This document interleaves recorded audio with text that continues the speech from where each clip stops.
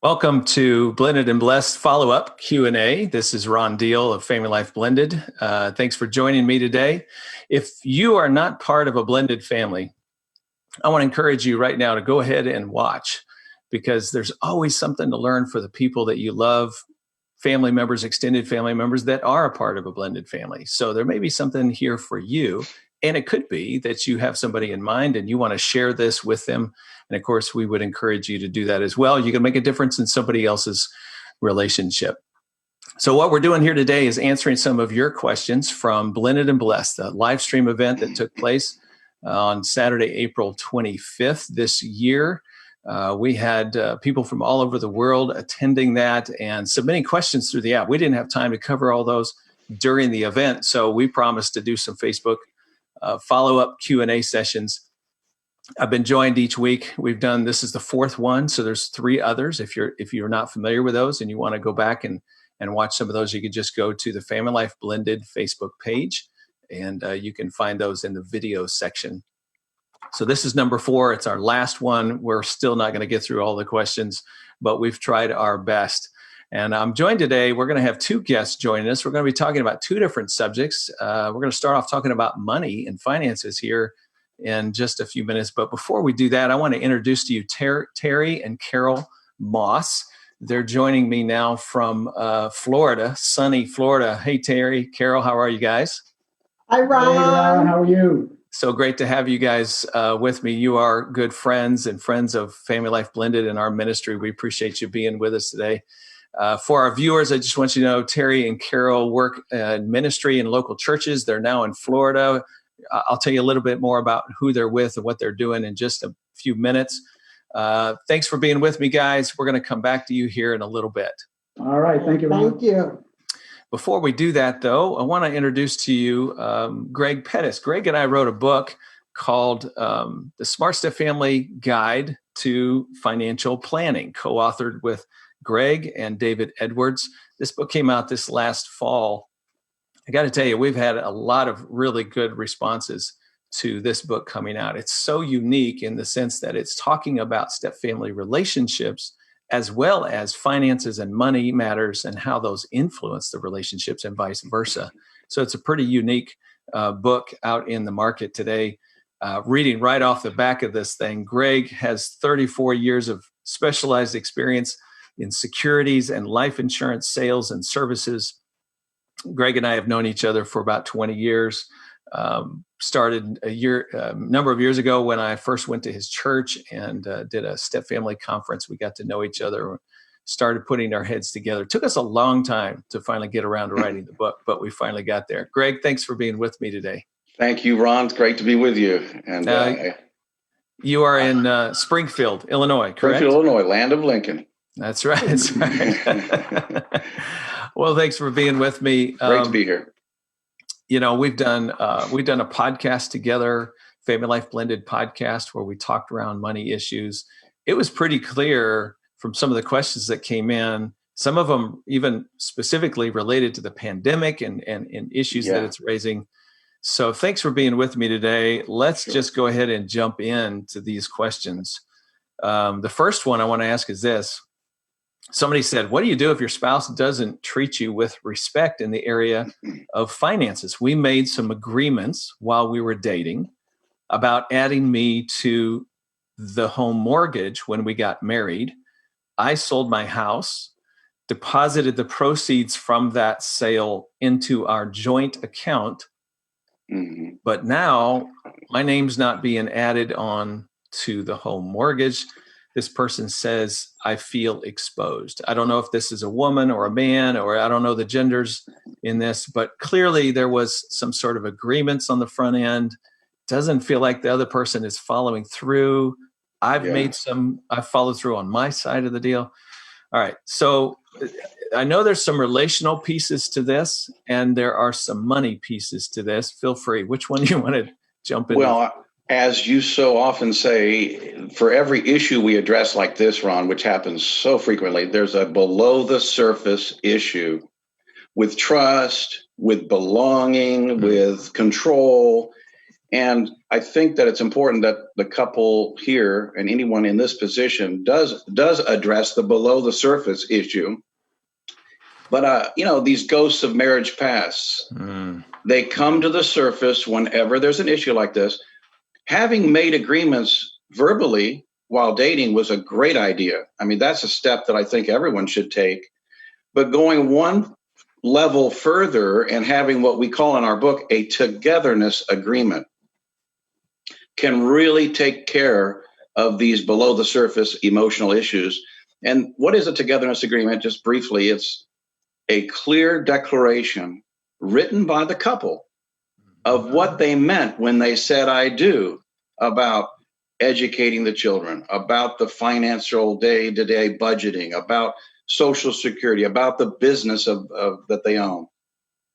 And so it clarifies emotionally laden issues. This person should feel exposed. They had an agreement that they were going to add the name onto the mortgage, and then afterwards, after the commitment of the sale of the house and the depositing of funds into a joint account, and anyone could attach the entire proceeds of that transaction in a joint account. So if they had a togetherness agreement, then it would have been really clear what's expected of me and you and how we're going to follow through on this. Gives them some accountability at this point. If they don't have one at this point, they can still create one. Something that our book tries to help them to understand. And it doesn't have to be a lengthy and intricate legal document that costs thousands of dollars. I was one of the first to have a togetherness agreement with David Edwards, the attorney, drafting it for us. And it's just about 2 pages. It addresses about 4 or 5 issues. We don't have a complex and a mega estate, but there were several things about a business that I own, about a special needs child that I have. These issues really are important to address. Even if it's on the back of a napkin, it's better than just a verbal. Right. Right. Well, I'll just add this to your thoughts in this particular question. So we had an agreement. The other person doesn't seem to be following through with it. Clearly, you got to revisit that. And how you revisit it makes or breaks the whole conversation. If you come in full of anger and bitterness and accusations, that's probably not going to set up a good conversation. But if you start off with, I need to revisit an understanding I had about how we were going to handle something. And I got to tell you, it's created a situation where my trust is going down a little bit, and I don't want that to happen. And I'm sure you don't want that to happen. Can we talk about this? And what's changed? What's different? If you reach an impasse, it's time to pull somebody into the conversation who can help give some structure to it. Because you're right, this has become a trust issue. It seems to be about money and a mortgage. No, it's deeper. It's much deeper than that. And so they're going to have to deal with those below the surface issues so that they can get to some good financial issues. Let me go into another question so we can keep moving along. This one's COVID related. The other parent is upset that the stimulus check is potentially going to come to me because of they owe me back child support.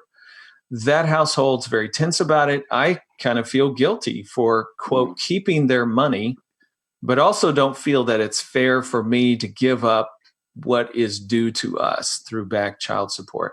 First of all, what do you think about them feeling guilty? That they shouldn't. I mean, they should not. That was an obligation. That's an obligation to the children. And it's a big deal here in America. 14.7 million children, about 20% of all children in America are involved with child support. And it's a big business. It's $34 billion a year, Ron. Wow. And about $8 billion in back child support is owed. Now, that shouldn't be something we feel guilty about. Now, the CARES Act, the Coronavirus Aid, Relief, and Economic Security Act, it does withhold back child support. And then you've got this issue of the, quote, innocent spouse that married someone that owes back child support. They can file a form. It's Form 8379. It's called the Injured Spouse Relief Form. That then that spouse can recoup the portion of the tax return that was garnished or the portion of the CARES Act stimulus check that they didn't get, that they deserve. that can be done when you file your taxes. So if they filed 2019 taxes, the IRS, the Treasury Department, and the Office of Child Support Enforcement are working together. They know who owes back child support, but you could file a Form 8379 to get some of that back. That's very interesting. I had no idea. I'm so glad you brought that to the surface. It's a complex issue, and I would recommend working with an attorney. But if you can't, then at least go to irs.gov and look for the Injured Spouse Relief Form 8379. Yeah. Final word. Just because the other household is upset that they're not getting the CARES Act money, if they owe back child support, you don't have to feel bad about that. I mean, No. It's on behalf of the kids. Okay, good Absolutely. one. Next question. Another one related to co-parenting between homes. Healthy co-parenting requires both sides to do their part. I would absolutely agree with that. What if the other home uses power plays? Even in a pandemic, spending money to get an attorney is out of the question for us. We're in financially uncertain times, they said. So what do we have to hope for? Like, all right, so here's a situation. They're saying, the other home's playing games when it relates to money and the care for the children. And here we're kind of in a financially strapped situation because of all that's going on around us. So what do we do? Well, that's a complex one. It's different for every couple, isn't it? Yeah. I'd say as a general principle, Romans 12, taking the high road, and as far as it's possible with us, be at peace, and don't be overcome with evil, but overcome that evil with good. However, whatever form the good takes, whether it's praying for the other couple, doing something kind, not coming back with a revengeful spirit. I think generally anything that's for the well-being and safety of the child should be put first. And then not disrespecting the other parent in front of that child. That's a good word. I'll just add, nobody is suggesting that you have to be a doormat to the other household at all. Yeah. Living in peace doesn't necessarily mean that you just necessarily roll over. We have done quite a bit of work at Family Life Blended. I'm actually pretty proud of this. We have a number of articles online. We have done a number of podcasts on this subject matter to empower you to really think through the circumstances and what you can do in that. But there is something to be said for sometimes, you can't make them do what they need to do, but you can set some boundaries and you can follow through on some things. You just have to be willing to pick your battles. So I would encourage you, and maybe somebody can post in the comments from my team that where some of those articles are and a couple of those podcasts that we have that are available. Another question that came in is from a single mom of 3. And she just said, I'm out of work. They've shut down the place where I work. What do we do? And Greg, this is really just kind of one of those questions of, that's tough. Lots of people are finding themselves in difficulty right now financially. Just what in general would you suggest for people trying to get through this season?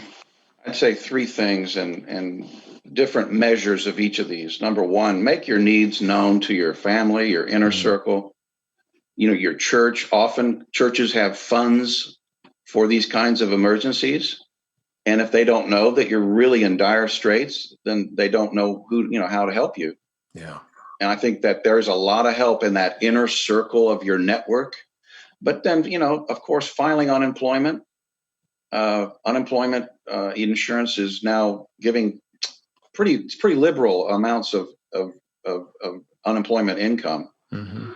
And lastly, there are great demands for certain essential jobs today, and you might prayerfully think about reinventing or at least readjusting your career for the time being, maybe adding a second level of employment in some very, very, very demand. There's a great demand for healthcare, food and delivery service, those kinds of things. If you have to add that repertoire to your skill set, even if it's just temporarily to get through for 2, 3, 4, 6 months to keep your head above water and to keep going.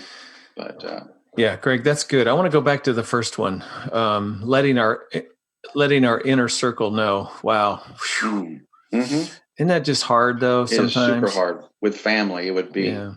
I've been through some rocky roads and some valleys, and it takes God's grace Mm-hmm. to just bring the topic up. And, maybe it starts with your one trusted your friend, your pastor, or, someone in the family that would be very discreet. And Bottom line is ask for help. yes, I think so. This is not There's the no time. shame in it. Not the time to keep things undercover and go without. Yep. Yeah. Greg, buddy, thanks for being with me today. Appreciate you. Thank you, Ron. Always appreciate it. Again, I'll just mention Greg and I and David did a podcast together. We've done Family Life Today broadcasts on this subject, blended families and finances. And if you want to know more about that or about the book, The Smart Step Family Guide to Financial Planning, I want to encourage you to just pick those up. Let me turn now back to Terry and Carol Moss, just a little bit more about them. They are the married couples ministry directors at Christ Fellowship Church in Palm Beach Gardens, Florida. Before moving there, just not too long ago, they lived in the Chicagoland area and were working with Calvary Church in the marriage ministry and blended family ministry, which they helped establish there. Again, Terry, Carol, thanks for being with me today. Thank you, Ron. We had a bunch of questions come in from people who were asking about ministry. So that's why we tagged you, voice of experience. So let's just talk a little bit around this whole thing as it relates to establishing a ministry in a church. Lots of questions from different angles on this. And let me just tell our viewer, I'll tell you about the Summit on Step Family Ministry when we a little bit about that and how you can be involved in that coming up here this fall. First of all, would you guys just tell us briefly about your ministry experience and specifically working with step families? Well, she started as a step family when we got married in 2006. Mm-hmm. And from the experiences where we became more confident, and then in 2014, we were asked by the marriage ministry pastor at the church in Illinois if we could create a curriculum for blended families. Mm. And so we talked about a pilot class, and for those coming out of regular prep for marriage classes. As a quick note, as an aside, by the way, it was in 2014 when we first attended the Love Like You Mean It family cruise, mm-hmm. And we attended your training session and met you, and we got some tips about how to start step family ministry. So when we went back to our church, we went back with confidence and with empowerment, and we were ready to create that curriculum, and we did. So it started beyond pilot classes, then it went to real classes that are part of the church structure, then to full blended family ministry. That's great. That's great. And had to start all over again. Started all over again. Hey, sometimes that's what you got to do, right? Hey, Carol, what do you enjoy about step family ministry and just helping blended families? Wow. What I enjoy about the ministry is really meeting so many awesome couples, especially the married couples, because the newly married couples, because they're still in marital bliss and they're all eager and giddy. And so they're ready to learn how to blend successfully. So I love that. But I truly find joy and absolutely love sharing our experience as a blended family. All our good, our bad, our do's, our don'ts. You got a little bit of everything, don't you? Yeah. The great thing about the don'ts is it helps me increase my humility abilities. Because the don'ts will truly come. Amen to that. We learn every time we teach. So it's like we're always in a classroom. So I absolutely find joy in all of that. I love it. That is great. Well, tell me this, we got about 10 minutes left. What do you guys wish you had known before you started down the road of blended family ministry specifically? Oh, wow. Well, I'll start. I wish I had known before working in the area, this ministry area, was the emotional aspect. So, because I tend to lead with my emotions. So at times my emotions and the couples that I meet, it can cause anxiety. And I tend to take on sometimes the pain of the step parents or the stepmom. So yeah, it's the anxiety in it and that the emotion. Yeah, and for me, I wish I'd known how difficult it would be to integrate blended families into the total church ministry and to find those blended couples. We know they're out there, but trying to find them harder than what I thought it would be. Yeah. That is a common question that we get with Family Life Blended. Of course, that's what we're trying to do is catalyze ministry and empower people like you to get in there and help others. That's a big priority for Family Life, and that's certainly something we've been focusing on within the blended ministry specifically. And so let's talk around that a little bit more. One of the questions somebody asked is, what's the best way to get connected to a blended Sunday school class or a small group of some sort? We had 2 or 3 people ask different questions. Some of them, one person was in Canada, people at different places around the world. How do they get connected? And what do they do if they discover there's nothing going on? Oh, yeah, that's a great question, too. We get that a lot. I think it's a good idea to attend some married couple groups or women groups. And then once you attend the groups, just be very honest in speaking up with some of the challenges that you may be experiencing in your marriage or being a step parent and the step issues. That way you're planting seed in the leader's head of the necessity, and also to see who else is in the groups that may be blended. That way you'll get started and you'll get connected with like-minded couples. And you may be the one that can ignite the minds and remove the covers, which can be the guilt and shame of it. Yeah, like, and sometimes look around what's in the church already, kind of like what Carol's talking about, these other groups. Go and find out and talk about blended and experiences of blended and just kind of plant that seed, as she says. Yeah. Or start a group. Start a group yourself. Then outside church, there's other resources where websites. I think even Blended Family Life has an area where you can search for blended family ministries in your area. I think that's a good thing as well. Yeah. Yeah, we do. FamilyLife.com/blended. Just click attend. Find a ministry, find a group. That link will take you to a page where you can look and see where ministries are at different churches around the country, which, by the way, if your church has a ministry of any kind, do you do anything around the subject of blended families, you can post it on there for free. And we want people to be able to find you. And it just walks you through the process of how you can do that.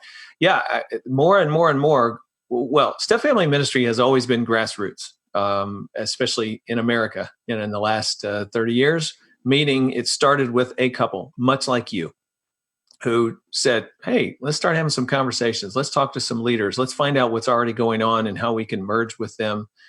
And that's often the catalyst for a church starting a ministry that's never had one before. And so you can make a huge difference for the sake of the church and the community just by taking that initiative. So I appreciate so much you guys have done that. You've done that now in a couple of different churches. Somebody asked, and you alluded to it a minute ago, why is it difficult to get started sometimes? Yeah, I think there can be resistance because of the stigma that's still attached to divorce and remarriage.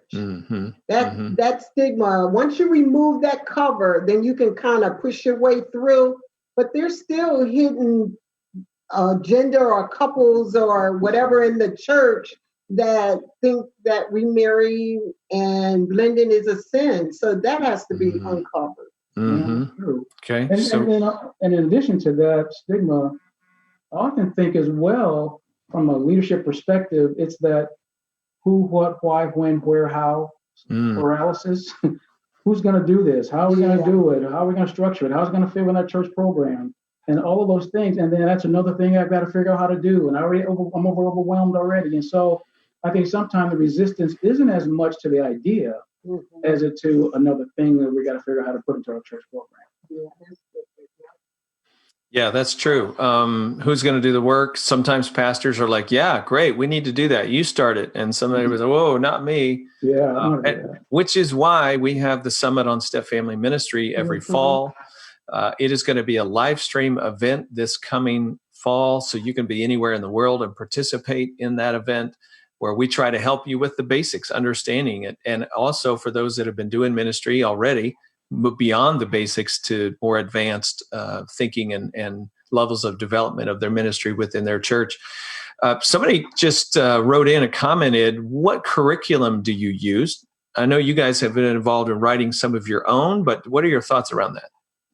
Yeah, so we did start with our own, just from our own experiences. But when we got connected to, not to just give you this plug, but it's a good one. Once we got connected to FamilyLife and FamilyLife Blended, and with Ron Deal, we started looking at the Smart Step family, that group material, the Smart Step mom, the Smart Step dad.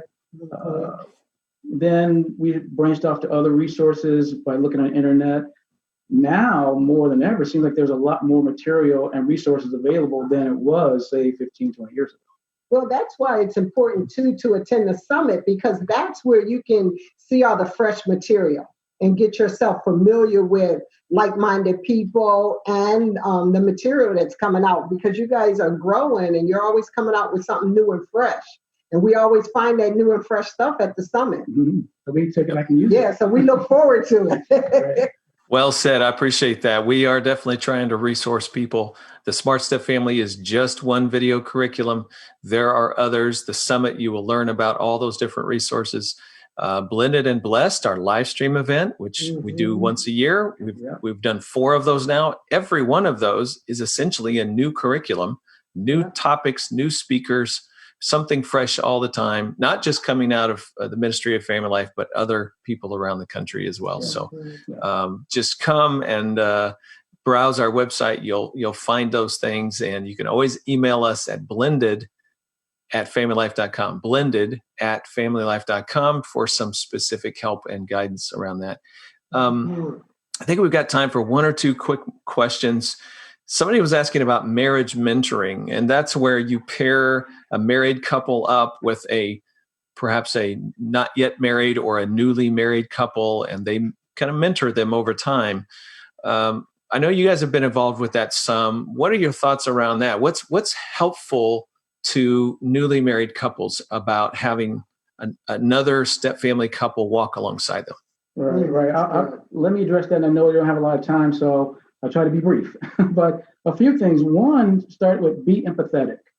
Be sensitive to their feelings and their needs and the feeling of isolation and that shame. Be a student. Seek to learn and understand what they're going through and what blended family couples experience and families experience, or ask them about that. And you mentioned attending those events, Blended and Blessed, the Summit. Read and study material and resources available online. Listen to your podcasts. That's a good one. Learn how to minister to blended couples based on their needs, their issues. They're different than a quote unquote normal family, but just important. But also too, let them know that the marriage must be first and that it has to be built on a solid foundation. Yes. Blending is really so heavy. So to try to put a heavy load on a weak foundation, that entire process can crumble and fall. So put emphasis on marriage too. Wow. That was really well said. Terry, Carol, thank you so much for being with me today. I appreciate your time. It's been a pleasure. Thank you very much. Thank you, Ron. Keep up the good work. All right, we'll do that. Bye now. Well, before we close out, I just want you to know we have people available to help coach you in launching a ministry or growing your ministry. If you're a senior pastor and you're like, boy, I have no idea what this looks like.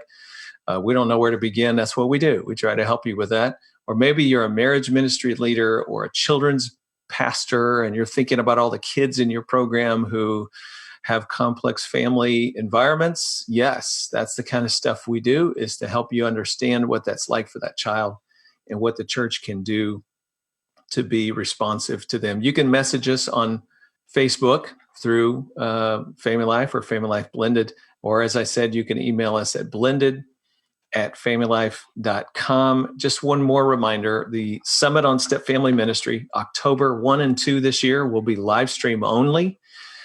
We had originally announced we were going to Chicago. We're going to have to redeem that at a later date, but live stream only, so you could be anywhere in the world to participate in this. And so we look forward to releasing more information about that in the days ahead. We're having to adjust some things, so the website doesn't fully reflect all of this yet. That information will be coming in the days ahead. Thank you for being with me today. And as always, if we can serve you in any way here at Family Life, we want to be able to do that. Let us know how we can be of help to you. Take care and God bless.